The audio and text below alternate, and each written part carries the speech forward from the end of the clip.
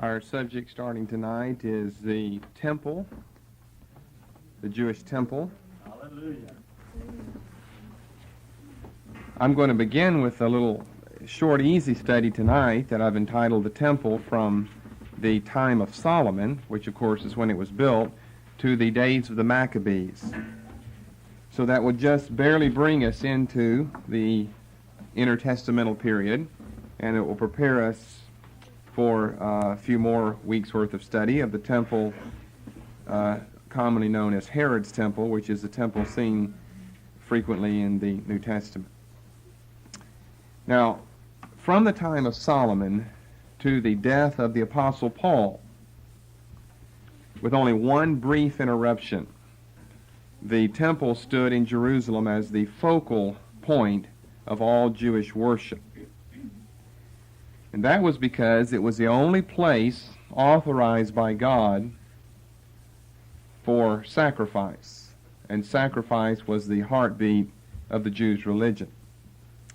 Now, prior to the building of the temple under King Solomon, there were various places that were temporarily authorized of God, such as Gibeon, such as Shiloh, such as Bethel, among other places, for Jewish sacrifice.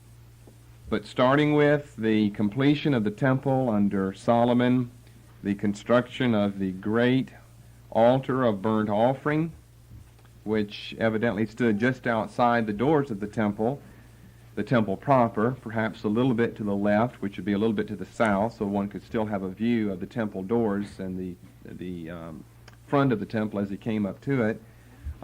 Sacrifice was only authorized in Jerusalem at what's sometimes called the First Temple, part of the First Temple period, or the Solomonic Temple.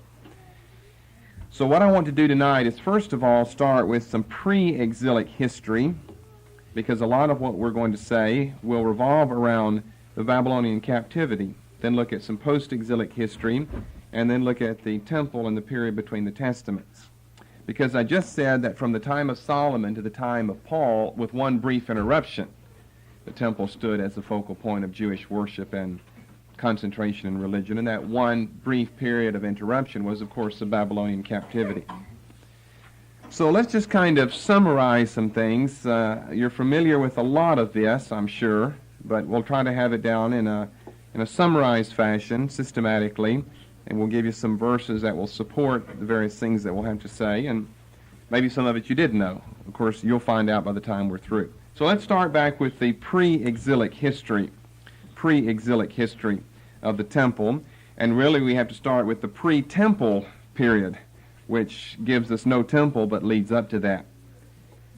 We know that all during the wanderings in the wilderness, the days of Joshua, the days of the judges, God's theocratic presence was located in a movable tabernacle, sometimes called the tabernacle, sometimes called the tent of meeting, which is maybe a more literal translation, and it goes by various other names as well. The name is often run together with the congregation of Israel. It's shortly after the introduction of the monarchy. We're to our third king, Saul, David, Solomon, before the temple is built. All through the wilderness wanderings, days of Joshua, the days of the judges, there is no temple. There is a portable or semi-portable tent or tabernacle. Tabernacle has become an official Christian or religious term. Tent would be a better one. We know what tents are. Tabernacles would perhaps have to be explained. So any references during this period, the pre-temple period, to, quote, the house of God, unquote, or to the temple, would obviously be anachronistic, since the temple has not yet been built. So we're going to ask ourselves two questions here. Number one, do you happen to know, have you come across in your own reading some of those places that the temple or the house of God, quote unquote, is referred to in pre-temple days, which of course would be an impossibility. You can't have a temple before Solomon's time. And secondly, how could we explain those anachronisms? So we're asking for some verses to begin with, and we're asking for some reasons, some explanations after that. Any of you have any idea? Do you remember reading back in your Old Testament? Of course, you got to go back prior to Solomon's days, well, you wouldn't have to be prior to David's days. The temple wasn't, he talked about building the temple, but that's still a future point of reference for him. The days of David, back it up to Saul, back it up to one of the judges, back it up to Joshua. Any appearances or references to the temple, and they're there, would be anachronistic. And in some cases, that is what the text has to say. That is what the Hebrew says, temple. And I remember back in my early days, when after I became charismatic, when I was 16, and I really began to study a lot in the Bible, and I would just read it, all the books of the Bible. I wanted to be as familiar as I could with it. I'd come across these references, and of course at first it made no impression on me, because you don't know how to put everything together chronologically. You just see temple. If you saw temple in Genesis, for a nominal churchgoer, that's fine. Solomon lived in those days. Pretty much it's all the same. Old Testament is one big piece of confusion. But then as you go along a little bit and you see those references, and you have to ask yourself, well, what's going on here? Temple before the temple? The Davidic temple? The Saulic temple? The Joshua temple? What temple is it? How many do we have? Well, I'm talking to give some of you time, and most of you are using it, thumbing through the Bible, looking around, playing around with this book, that book, begging your memory not to desert you at this desperate hour. Where did I see that passage back there that talks about a temple or the house of God? They went up to the house of God to worship, and the house of God's a temple. And we don't have any of those. So, anybody got any yet? Do I need to talk longer? No concordances now. Strong has been dead in the Pulteney area for over 100 years.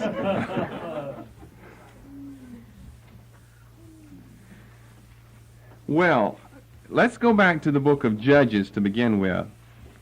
I'll show you some verses first of all, and with these verses will go one of our explanations as well.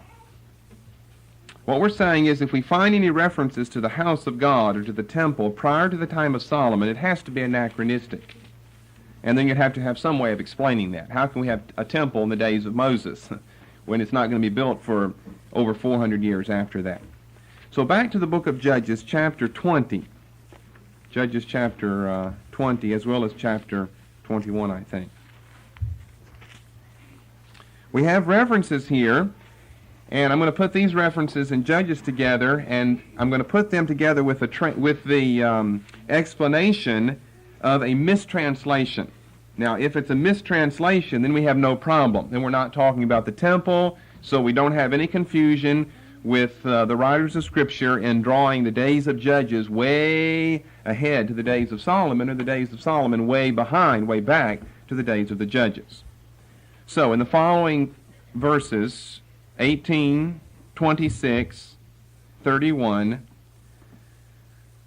that is 18, 26, 31, along with verse 2 of chapter 21, book of Judges, you simply have, a mistranslation.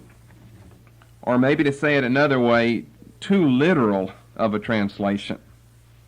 They gave us a translation instead of a Hebrew place name.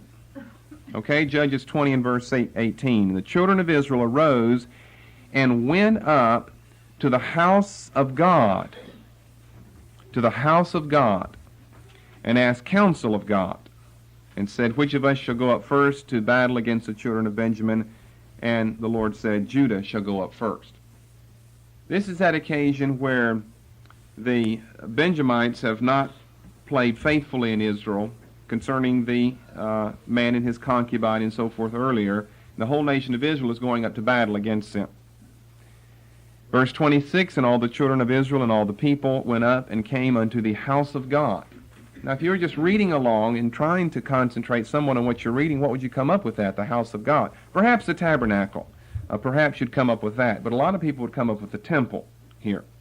Toward the end of verse 31, in the highways of which one goeth up to the house of God.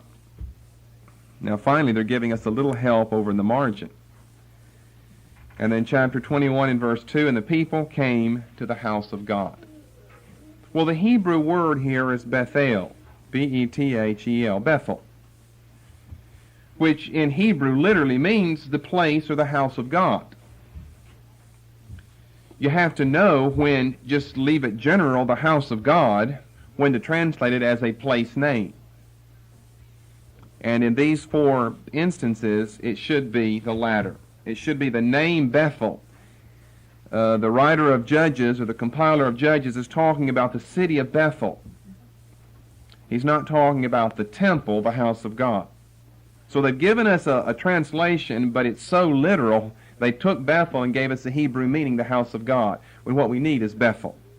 So that would take care of those four places in Judges. Judges 20, verses 18, 26, and 31, and Judges 21 and verse 2, where you should perhaps mark out the phrase, the house of God, and write in the word Bethel. And they give us that on verse 31 in the margin. Number 2, mine says, or Bethel, which is what it should be. But then we have something much more serious than that, because of the fact that if a person saw that, didn't know that it was Bethel, read the house of God, he could simply assume that's a reference to the tabernacle. Then if that's a reference to the tabernacle, you have no problem, no anachronistic problem in relating this to the day or to the time of Solomon. So let's go on to something else. We're going to have to move a little later, and that is over into 1 Samuel. Now we definitely have a situation here. Evidently you didn't recall this in your reading. I hope I can make note of this for you, and you'll remember this afterwards, or you at least will find it interesting for right now. 1 Samuel chapter 1, as a matter of fact. And let's do verse 7. Let's do verse 7. This is the story of Elkanah and his two wives. The one is barren. She's the one who prays for the son, Hannah, and the other who is not. And they have a situation between the two of them.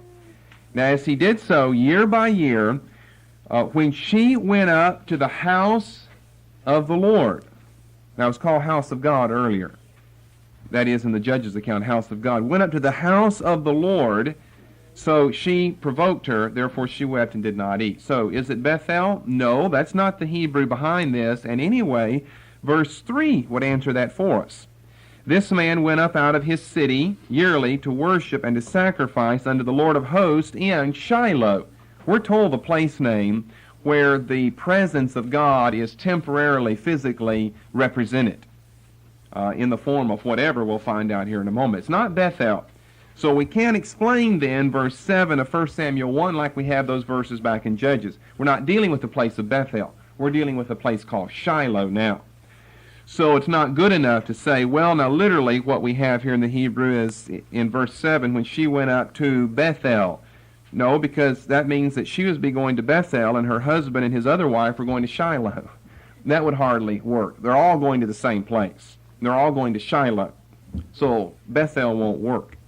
And then even more seriously, verse 9. So Hannah rose up after they had eaten in Shiloh and after they had drunk. Now Eli, the priest, sat upon a seat by the post of the temple of the Lord. And that is the Hebrew word, by the temple of the Lord. Now I didn't remember that passage back in my early days, but the one I came across was over in 1 Samuel 3, if you'll turn over here. 1 Samuel 3 and verse 3. Because I always thought this was a very interesting story. Due to the age of Samuel, the child, Samuel, ministered unto the Lord before Eli, and the word of the Lord was precious in those days, and there was no open vision. In other words, very few people were getting any revelation, so if you got any, it was precious. And it came to pass at that time, and that's due to the period of the Judges, corruption dominates in the land, and there's no room for the word of the Lord. When Eli was laid down in his place, and his eyes began to wax dim, that he could not see, and heir, and I guess, all these, there are a lot of things that combined here in 1 Samuel 3 to call my attention to the passage and to lodge it in my memory. This word heir, E-R-E, wasn't one I was prone to use. Heir, something happened. And so I've always remembered that. And ere the lamp of God went out in the temple of the Lord, where the ark of God was. That's even more specific now than chapter 1, verse 7 or verse 9. And Samuel was laid down to sleep, that the Lord called Samuel, and he answered, Here am I.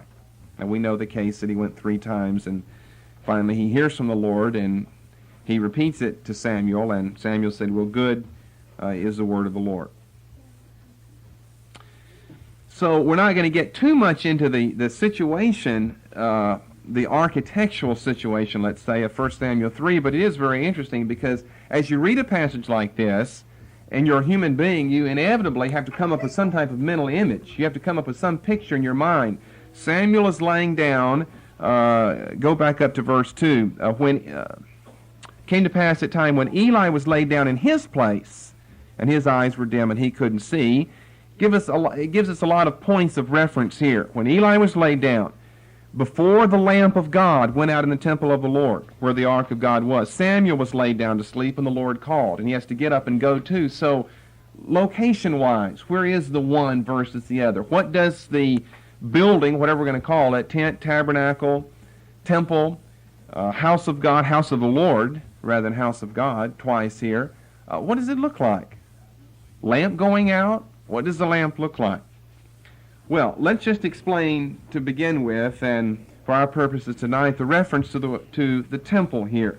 It is certainly anachronistic, and generally the best way to explain anachronisms is to strike it up to a redactive update by a later editor or compiler of the book. And here's what I would say, that it's a reference to the portable or the semi-portable tent in non-tabernacle terminology under the influence of an author having lived in a temple period. It is a reference to the portable or semi-portable. It could be moved, but you couldn't just like throw a pup tent up and yank it down and take off. That's why I say really semi-portable. It could be moved, but there was a lot involved. A reference to the semi-portable tent in non-tabernacle terminology. It's not called the tent of meeting or the tabernacle of the congregation of Israel, which, as I said earlier, is generally what you see, the word tabernacle in relation to the congregation of Israel. With this whole phrase, the tabernacle of the congregation of Israel. That's called tabernacle terminology. This is a reference to just that, the tabernacle, the semi-portable tent, but in non-tent or non-tabernacle terminology, under the influence of having lived in a temple period. In other words, you've got to realize this, that whoever is later editing or compiling or updating the book of 1 Samuel is living, way past the days of Solomon, no doubt. And it'd be just like you trying to talk about, some means of locomotion back in the 1600s. If you don't watch out, you use terminology of the 20th century to describe that wouldn't fit for those days at all. But we don't charge you with an heir on your behalf. We just know that you are a product of the times in which you live. And if you had grown up under a temple, you had seen Solomon's magnificent, glorious, beautiful temple, you could hardly even think in terms of a little semi-portable, rather crude in comparison to Solomon's temple, tabernacle that was carried around from place to place, starting with the days of Moses and coming all the way up to the days of David and Solomon. You could hardly conceive of that. And so you would obviously use the term temple in referring to that. But this is not a mistake, as the liberals, the critics always say, that whoever's doing Samuel has gotten confused. Well, that'd be a blunder of the first order. There's no way you could have been the historian that had anything to do with the book of 1 Samuel in its present state and have made such a mistake, to think that there was a temple back in those days. You would almost have to be someone off the streets of New York to have made a mistake like that. No Jew would have made that. That's not a mistake. That is just, it'd be an outright lie to go back. So either you describe it and explain it that way, or the way that I just given to you. A reference to the semi-portable tent in non-tabernacle terminology under the influence of one having lived in the temple period. And so what you may want to make as a note in your Bible, which I have in mine, is just simply the word tent. And tent is a better translation in the Old Testament than tabernacle.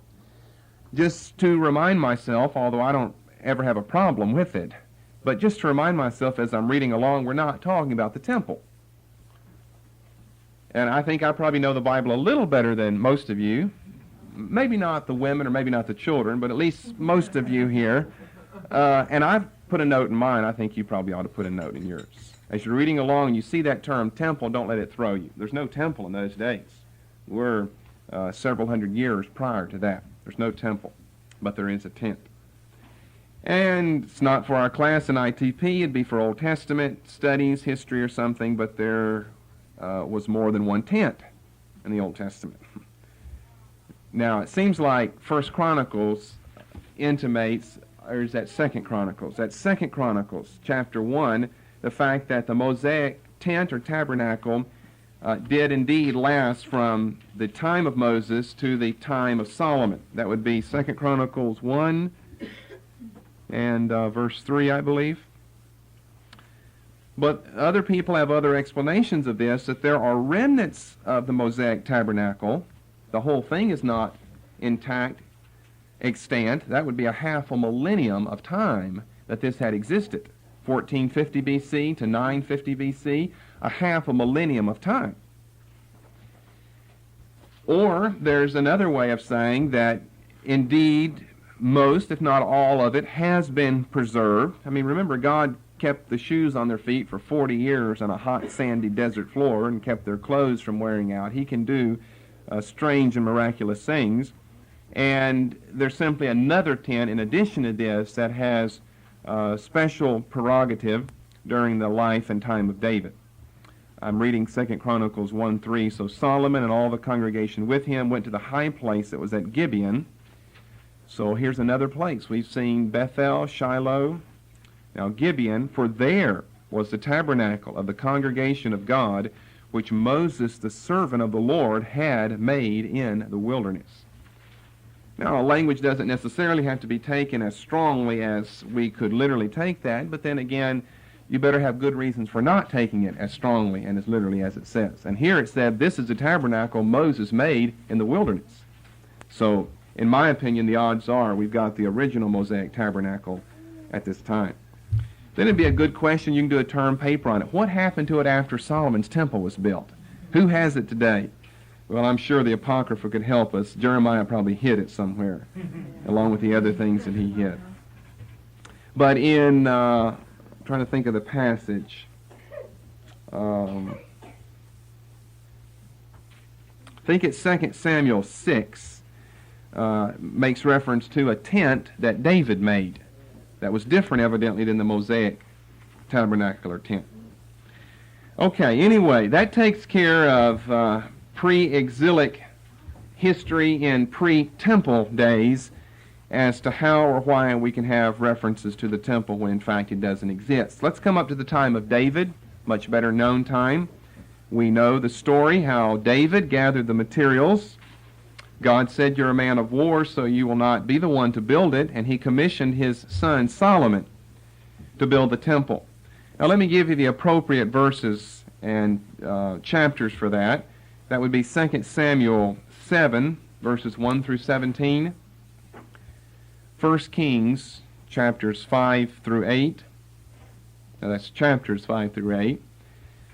1 Chronicles 17, verses 1 to 15. You got to go to all the historical books to gather together the material of Solomon building the temple, being commissioned to, and David gathering the pre-temple materials. And the most important section dealing with it, the most extensive one, is 1 Chronicles chapter 22. That book has 29 chapters in it, through 2 Chronicles chapter 7. So we're talking about 13 chapters of material. 13 chapters of material from 1 Chronicles 22 through 2 Chronicles chapter 7, devoted almost entirely to all of David's preparation with the lumber, with the stones, with the musicians, with the courses of singers, and with the Levitical offices and divisions, and all of this, and Solomon getting it and praying his prayer and starting and building this and then that, and then the temple is finally completed and it's dedicated, and the glory and fire of God come down and sanctify it and so forth. And then if you'll turn over to 1 Chronicles 23, I just note a couple of verses here. Verses 25 and 26. 1 Chronicles 23, verses 25 and 26. By the way, notice that comes within that great extensive section on the temple, which would be 1 Chronicles 22 through 2 Chronicles 7. And the author of 1 Chronicles has this to say, "For David said, The Lord God of Israel hath given rest unto his people, that they may dwell in Jerusalem forever. And also unto the Levites, they shall no more carry the tabernacle, nor any vessels of it for the service thereof." They had been responsible, bearing it by at least 4 men, poles that went through the side of the ark itself, and all the various divisions. The Kohathites, the Gershonites, the Merarites were the 3 divisions under Aaron, who had the responsibility of either with wagons and oxen, which were given by the people, by the 12 tribes of Israel in equal proportions back in Numbers around chapter 7, responsible carrying the furnishings of the tabernacle either by that method of locomotion or in the case of things like the Ark of the Covenant itself, personally themselves, which was not to be carried, and which when it was in places like 2 Samuel 6, the people found themselves in a lot of difficulty. The only temple in Israel stood right in Jerusalem. That was the place, evidently, in the very spot, evidently, on which David offered sacrifice whenever, after he had counted, numbered the people, an angel of God came and slew a number of the people, and he bought the threshing floor from a certain individual, which also seems to be the Genesis chapter 22, verses 1 and following, Mount Moriah of the days of Abraham. So it had a very sacred history behind it, from the days of Abraham and the promised child Isaac, through whom the nation came and through whom all the promises of God came, right down to the time of David himself and finally his son Solomon building the temple at that appointed place. The only temple is in Jerusalem, so it's not hurt by the Assyrian captivity of Samaria in 722 B.C. That temple is not hurt at that time. Of course, northern Israel doesn't have their own. It's one temple for one nation in Israel, and that is in Jerusalem. However, often in history, the temple had been at least partially mutilated. We're still looking at pre-exilic history. Although it wasn't affected by the Assyrian captivity of Samaria, it wasn't destroyed, it wasn't hurt then. Often in history, it had been at least partially mutilated. Here are some of the conditions under which mutilation would have occurred. Number 1, at times Israel's enemies came into the borders and ransacked the temple. It was a temporary defeat of the nation of Israel, not a permanent one. Much more temporary than the Babylonian captivity. And this would be an occasion such as when, I believe it was Shishak, king of Egypt, came up in 2 Chronicles 12 and verse 9. Destroyed part of the temple and took away that part which he desired. Remember, the temple was very beautifully adorned with gold and silver and bronze. There was so much, I think this also is back in 2 Chronicles 1. There was so much gold and silver and bronze in Jerusalem for the building of the temple, Solomon just left off counting and numbering and weighing. So at times Israel's enemies came in and sacked the temple, or at least part of it, never completely destroyed, as it was with the Babylonians. On other occasions, secondly, various amounts of gold or silver were taken from it or stripped from places like its doors to buy mercenaries or to pay off enemies.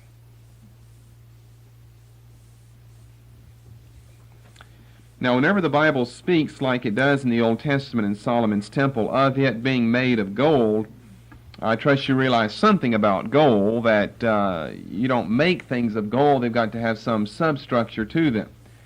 I think gold typically comes in 18 karat. If it's a class ring, it's like 10 karat.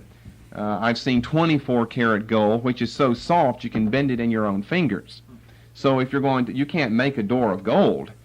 You could bend the thing, depending on the quality of gold there. But you're going to have some substructure, which would obviously always be wooden, and it would be overlaid with gold. Now, there were perhaps a few items actually in the temple itself that were made of solid gold, but that would be the exception and not the rule. So they would come and perhaps strip gold or silver, its plating, from the doors. And it'd be more than the gold plate that you buy out there now, which is really just junk, nothing at all. This would be true gold, but it's plated onto a wooden substructure, superstructure. It'd be stripped off to buy mercenaries. That is, to buy foreign soldiers to go to war for Israel against Israel's enemies. Or to pay off enemies. You know, I'll give you so much money if you don't come in and fight us. Which is the case in 2 Kings 18. For the continuation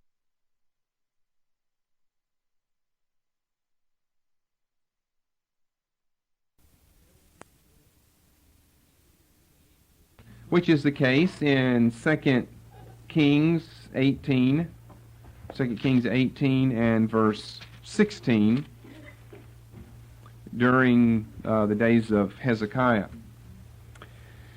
By the way, the reference I gave you to Shishak in 2 Chronicles 12:9, that's about 200 years earlier than what we're talking about now in Hezekiah's day. It's just right after, I believe, the death of Solomon, as a matter of fact. So we've gone over 200 years of history now, from 2 Chronicles 12 to 2 Kings 18.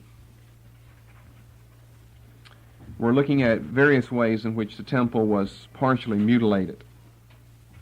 Israel's enemies would ransack it. Parts of it would be taken to buy off enemies. Or thirdly, at times it desperately needed just general repairs, because in the apostasy of Israel, it had fallen into disuse and neglect. That's kind of hard to believe when you really sit down and think about that. They had such an idolization of the temple, especially in later years, and that certainly is more characteristic of Israel in later years and centuries and earlier ones, that through apostasy, that great and glorious temple, one of the ancient man-made wonders of the world, the Talmud said, would ever have fallen into disuse and neglect, so much so that repairs were desperately needed for the maintenance and upkeep of it. Whenever you look at something like a temple study from an architectural or archaeological point of view, you have to do a lot more thinking, because you get right back into the day-to-day nuts and bolts issue. When you're just reading the Bible for spiritual reasons, you just think of the temple, and you fail to think of maybe how large it is, how complex it is, how many hired hands have to be around to maintain it, to keep it clean, the upkeep of it, for the cleaning of it, the washing of it. Boards are going to deteriorate. They're going to rot after a while. You got to have new things put in. The curtains with the altar of incense inside and all that smoke going everywhere. You know what smoke damage does to curtains. The curtains are going to have to be cleaned. You go into a whole lot of things that you never even think of whenever you're reading the Bible just from a spiritual point of view. And we're going to be bringing some of those things out as we go along. We can't do it in any detail or any depth, because that's for another class. But it really helps you to read things whenever you just stop and think a little bit. Well, now, this is a huge project. We, I think, tend to like to think of the temple as just built once for all. They built it, and that was the end of it. Well, you can't build a house that way, or own a car that way, or own anything. I know that comes within the confines of the law of entropy, unless it's supernaturally preserved, which the temple wasn't. There's no reference to it being supernaturally preserved. As a matter of fact, there's references to the fact it wasn't. How would you, where, why, or when would you ever need to repair it if God supernaturally kept it intact? If he just sent down, Gabriel and Michael for the upkeep with hammers and heavenly nails and skill saws and things to go to work on it. But he didn't. The Israelites had to do that. And remember, they looked in their midst for men that were trained, like Bezaleel and Hur in the Old Testament, that were trained and skilled in these things. They weren't going to hire just an old day laborer to do something on the temple. You wanted someone skilled to do the work. And those men were skilled. Skilled in weaving and sewing and fine stones, an artificer, a carpenter, a craftsman. They were like 10 in 1, those men, marvelously. But they were also anointed by the Spirit, as Moses tells us in the Pentateuch. So a couple of references here, 2 Kings 12, during the days of Jehoash. 2 Kings chapter 22, during the days of Josiah. 2 Kings 12 and 22 in the days of Jehoash and Josiah, respectively, kings of Judah. The temple had to be repaired. But through it all, the temple itself remains relatively intact. This all changed, however, in 586 B.C. with the Babylonian captivity. 2 Chronicles 36, verses 17 through 20. We don't have time to read, as you note, all these passages here. There's just so many that would refer to this. 2 Chronicles 36, 17 to 20. You can do that on your own. And then I'm going to flip over to Lamentations 2:7. The reason I'm reading this and not Chronicles is we rarely have an opportunity to read from Lamentations. So when we have it, we have to take it. Lamentations 2:7. And what is Lamentations all about? A lament of the fall of the city of Jerusalem and especially the destruction of the temple. Look at Lamentations 2:7. Beautiful Hebrew poetry in this book, set up in the form of an acrostic. The Lord hath cast off his altar. He hath abhorred his sanctuary. That's the temple proper versus temple precincts or compound. He hath given up into the hand of the enemy the walls of her palaces. They have made a noise in the house of the Lord, as in the day of a solemn feast. Now this was a place so holy that into the first compartment no one could enter except someone who was a descendant of the man Aaron.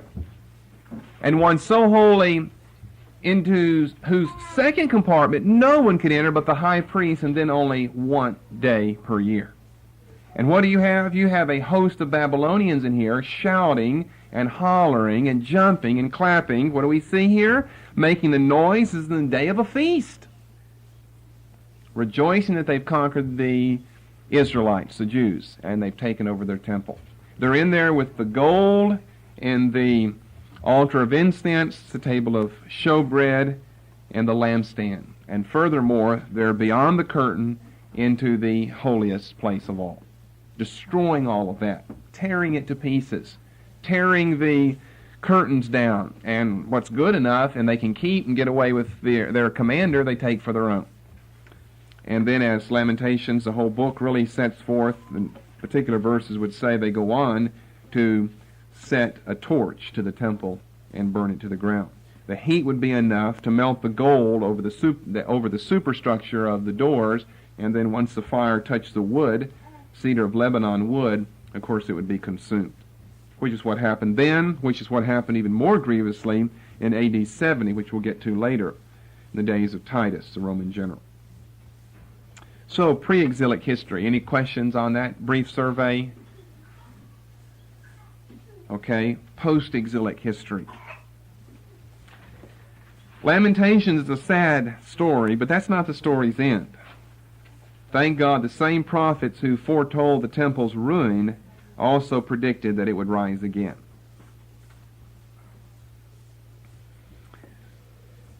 The post-exilic books inform us that Cyrus the Great, king of Persia, conqueror of Babylon, issued a decree to rebuild the temple in the year 538 BC.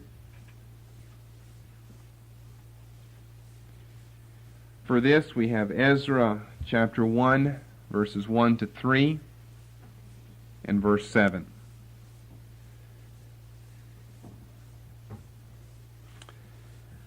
Evidently, the man Zerubbabel, a Jewish exile in Babylon, now taken over by the Persians, is the one responsible for initiating the work.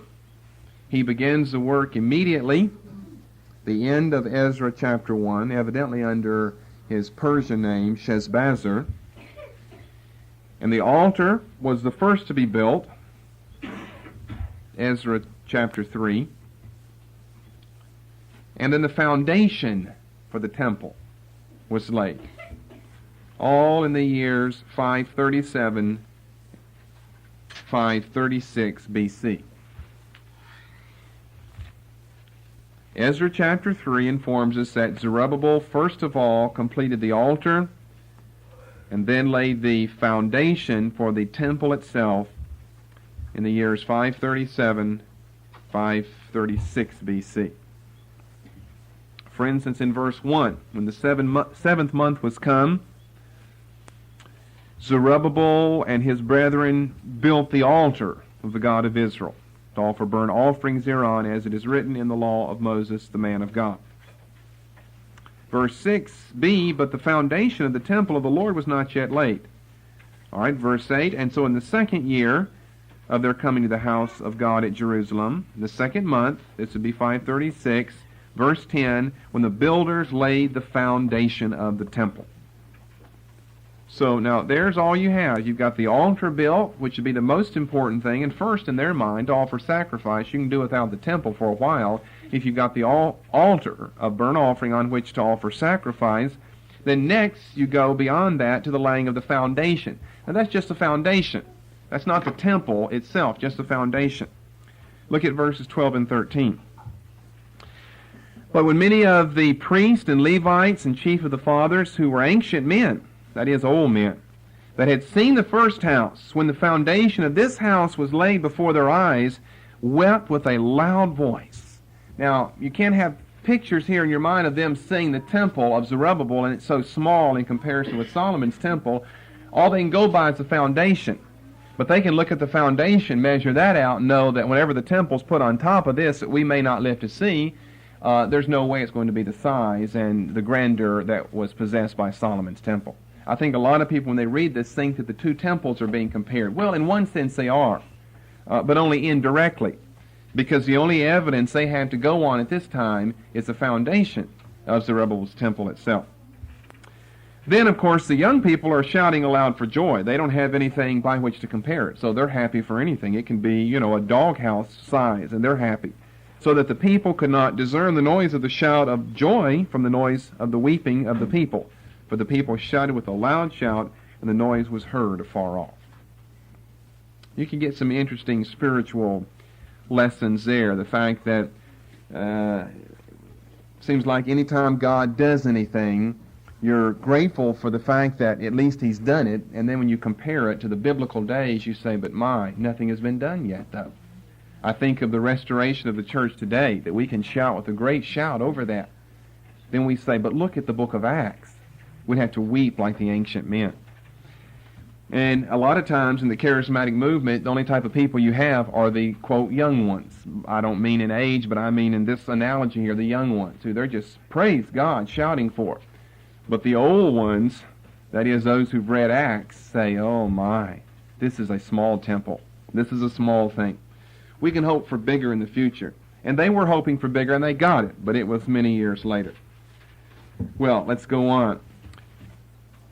The enemies of Israel stopped the work in 536. So they end up with nothing but an altar and a foundation. And the work is stopped for a period of 16 years, from 536 to 520 BC. That is according to Ezra 4 and verse 24. Then ceased the work of the house of God which is at Jerusalem. So it ceased I'll add in, from the year 536 unto the second year, 520, of the reign of Darius, king of Persia. So for 16 years, no work is being done. However, again, the ups and downs of the post-exilic experience, good times are ahead because work on the temple is resumed under the sharp preaching and prophesying of Haggai and Zechariah. Haggai's sharp preaching, Zechariah's sharp prophesying. We don't even have to leave where you were in Ezra 4:24. Go to the next verse, 5:1. Then the prophets Haggai, the prophet, and Zechariah, the son of Iddo, prophesied unto the Jews that were in Judah and Jerusalem in the name of the God of Israel, even unto them. Then rose up Zerubbabel and so forth, and with them were the prophets of God helping them. To do what? To begin to build the house of God, which is at Jerusalem. So good times are here again and in store for the people under the sharp preaching and prophesying of Haggai and Zechariah. The people have fallen into apathy because, after all, nothing has been done for 16 years, and you know how that can produce apathy. So we have Ezra chapter 5, verses 1 and 2. We got the whole first chapter of Haggai, his little short 2-chapter book. Haggai chapter 1 is Haggai's sharp preaching to the people. So you've had 16 years of no work. The temple, once they begin to do it in 520, is rapidly worked on, and 4 years later they're through. 516 BC. This is Ezra chapter 6, verses 14 and 15. The elders of the Jews builded, and they prospered. And here we go with these two prophets again. They prospered through the prophesying. That's what kept them going for a couple of years. They prospered through the prophesying of Haggai the prophet and Zechariah the son of Iddo. And they builded and finished it, according to the commandment of the God of Israel, and according to the commandment of Cyrus and Darius and Artaxerxes, king of Persia. And this house was finished on the 3rd day of the month Adar, which was in the 6th year of the reign of Darius the king. We left him in his 2nd year, 520. Now we're in his 6th year, which would be 516 BC. Now, according to the Talmud, which is not always reliable, but the Talmud had this to say about the restored temple. 5 things were missing, says the Talmud, in Zerubbabel's restored temple. Number 1, the ark was missing. This is according to the Talmud. Now, the ark had been present, obviously. The ark had been present in the first temple, Solomon's temple, according to 2 Chronicles chapter 5 and verse 10. 2 Chronicles 5:10. But, if you'll turn over there, we're going to read this. That ark didn't necessarily have all the things that had been in it, or at least placed beside it, near it. That's Deuteronomy 31, in earlier days. There was nothing in the ark, save the 2 tables which Moses put therein at Horeb. Well, where's Aaron's rod that budded almonds? And where's the golden pot of manna and such like? Well, they're not here. There was nothing in the ark save the 2 tables which Moses put therein at Horeb, when the Lord made a covenant with the children of Israel when they came out of Egypt. So at least the tables were there with the 10 commandments in their second form. Moses broke the first one, remember, and they've been restored, and they've been kept there now for a half a millennium as well. They said that the ark was absent. Number 2, the Shekinah glory. The Shekinah glory was absent. 2 Chronicles 7:2. In order for something to be absent, it had to be there to begin with. I'm showing you where these things were there. 2 Chronicles 7:2. This is at the dedication of Solomon's temple. The priests could not enter into the house of the Lord because the glory of the Lord had filled the Lord's house. because the glory of the Lord had filled the Lord's house. Well, we don't, it's true, have any references in the post-exilic prophets and historical books, or historical sections in even the prophetical books, of any great manifestation of God's glory, Him breathing Himself by His glory back into the temple, as we read here in 2 Chronicles 7:2. So the Talmud has speculated that the Shekinah glory was absent. Third thing that was absent was the divine fire. The divine fire. 2 Chronicles 7 and verse 1. Now when Solomon had made an end of praying, the fire came down from heaven and consumed the burnt offering and sacrifices. Again, these would be placed upon the altar of burnt offering right outside the door of the temple. And according to Jewish tradition, and it seems to be supported by 2 Chronicles 7:1, that, well, this is definitely stated here, that the fire was started supernaturally upon that altar. And then it never went out for all those centuries until the Babylonian captivity. It was never started by a man, in other words. God signifying that He is in this all. He's behind what Solomon is doing here, lights a fire from heaven Himself, called the divine fire. And it's never put out for, well, a half a millennium of time. They keep it continually burning. And according to the Talmud, there is no fire, there is no divine fire, that is, in the second temple. We don't have any reference to it, that's for sure, in the biblical books of the fire of God falling, sanctifying the second temple as God did the first. So the Talmud has speculated, since we don't have a reference to it, it must not have been there. That may well be. Fourthly, the Holy Spirit, according to the Talmud, was absent from the second temple. Now that's based on some readings over in the book of Ezekiel. Although they really speak of God's glory, I guess you could take them to speak of God's presence in the person of the Holy Spirit. Like the last 9 chapters, Ezekiel 40 through 48. The Holy Spirit was absent. Now, I'm not saying take all these things, as a biblical truth. I'm saying this is what the Talmud said.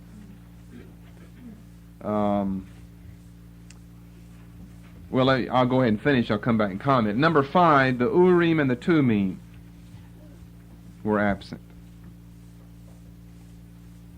Or the sacred lots. If you can't spell those words, just put the sacred lots. Or if you're a real contemporary, just say the gambling dice. I prefer the biblical names of lights and perfections, what the Urim and Tumim in Hebrew mean, the lights and perfections. Well, some of these things we don't have any reference to, so it'd be pure speculation. The Shekinah glory, the divine fire, the Urim and the Tumim. The ark, well, evidently not the ark. We've seen in our studies in the Apocrypha that it was lost in the Babylonian captivity. The Apocrypha says that Jeremiah hid it and it'd be revealed in the day of Messiah, but so far that hasn't taken place yet. And that legend is still believed, by the way, by Jews today. They still hold to that. As a matter of fact, they think they know where it's hid. I even came across this recently again, that they believe that it's hid in the Muslim Dome of the Rock. That is, it was put underground in an underground cave underneath this huge rock of Abraham. And I've been in there and touched that rock and seen that thing. It's as big as a building. It's just a huge thing that they offered sacrificial animals upon. And there are all types of passageways underneath. I was down in one of those, but that there's a hidden cave somewhere underneath the Temple Mount, or the Temple Compound. And the Ark of the Covenant is hidden there, and it'll be revealed on the last day. Well, those are things to teach on because people like to hear that, but it's pure speculation. So it's best to go on and talk about things we're certain about. But there was an ark somewhere in Israel that the Babylonians did something with. We just don't know what they did with it. Did they tear it up, destroy it?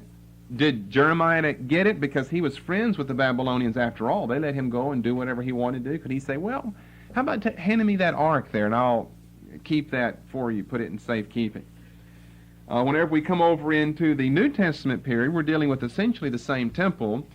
And with one accord, the voice of the Talmud and the Mishnah tell us that the Holy of Holies was a square or cube, depending on whose references you're going to go by, which was completely empty. There was nothing in there. Because if you don't have the tables of the stone, and you don't have any of the other things that were in the Ark of the Covenant or beside it, Aaron's rod, the golden pot, and so forth, then I guess it stands to reason why even have an Ark of the Covenant at all. So we don't have references to that in the New Testament, to it being a reality in New Testament days. So again, it's just speculation. Was the Ark there, was it not? Evidently not. The Talmud said no, there was no Ark. And if they wanted to lie about something, I think they would have said yes. Why say about your own temple, we lost our ark, we lost our glory, we lost our fire, we lost God's Spirit, and we lost the sacred lots, unless that's true. So that's why I'm mentioning the Talmud. It's not gospel truth, but it's historical material in the Talmud. And finally tonight, let's come thirdly to the period between the Testaments. We've done pre-exilic history, post-exilic history, now ITP temple material. What do we know about the temple during this period? Well, we know several things. Number one, we know that it was the rival to a temple built by the Samaritans, later destroyed by John Hyrcanus. We know that it ended up being two temples in Israel. One to the south, one to the north. So we know it was a rival temple. Well, say, what does that tell us? Not much. It tells us more about the fact that there was a temple in Samaria than it tells us anything about the one in Jerusalem.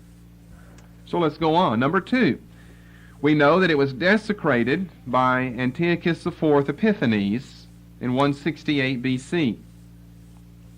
That he evidently went into the Holy of Holies